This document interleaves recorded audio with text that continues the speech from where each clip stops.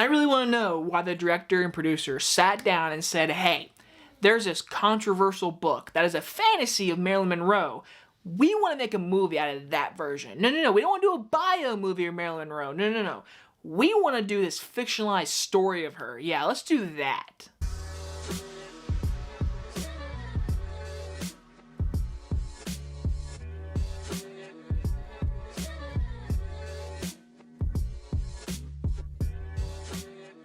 Blonde stars Ana de Armas is about a fictionalized chronicle of the inner life of Marilyn Monroe. Now, Ana de Armas is actually very good in this movie. I think she's doing everything she can to elevate any scene she is in, and she's in a lot of this movie. For almost a 3-hour runtime, she is in a lot in most of these scenes, and she's giving it her all. And there are moments she looks just like Marilyn Monroe. I mean, there are pictures they do that look just like her movements, her accent does come in a few times and it throws me off a little bit, and I'm not no big Marilyn Monroe fan. I'm not a huge fan. I know, obviously, we all know who Marilyn Monroe is, but I can say she is doing a very good job what she is given.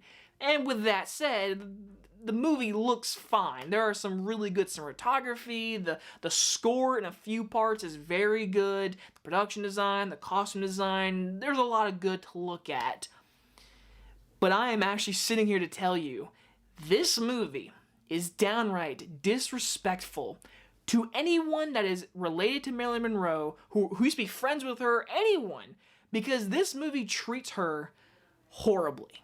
Seriously, I think this is a downright disrespect for Marilyn Monroe. And I think it is stupid they chose to do a fantasy novel book of her, which the book has already been controversial. Like, seriously, people said that the book is controversial, so you make a movie out of that. When people think that this is a bio, they think Marilyn Monroe bio movie on Netflix. I want to watch it. Oh, NC-17? Oh, well, I'll still watch it. No, it's a fantasy version of her, and a lot of people don't know that. Now, I usually don't get into spoilers, but I'm going to talk about a few things that really just made me icky about this movie, and that is Marilyn Monroe's character and how they treat her and her body. Because they say, hey, let's show off Ana de Armas' boobs like 5 times, and 4 out of the 5 times was very, very, very, very, very much unnecessary. And I was like, man, that's a man directing this movie, because they treat her a lot, very explicitly, in sexual tension scenes, like a rape scene, a threesome scene, and also in the next scene, they show them in a movie theater and they're rubbing her off for no damn reason. Like, there's no reason to see this, and I feel like they're using Marilyn Monroe's just sex appeal to be thrown in this movie, and we're giving her a fantasy version of her story using more sexual expletive things, and that is disrespectful.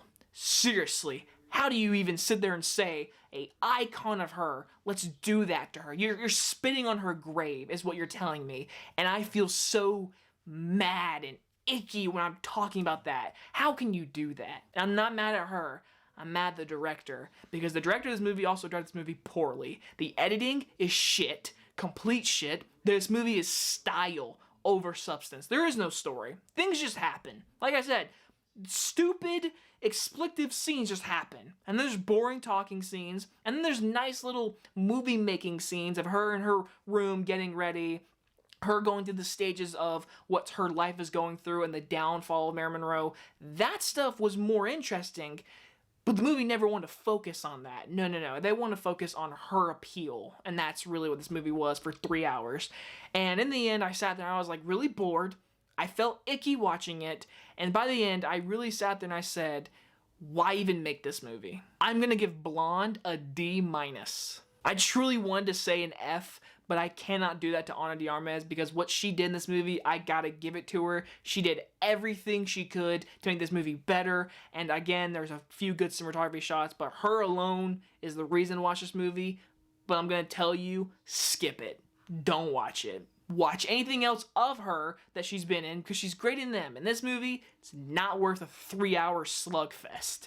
And you guys enjoy this review, and I'll see you guys in the next one. Bye, everyone.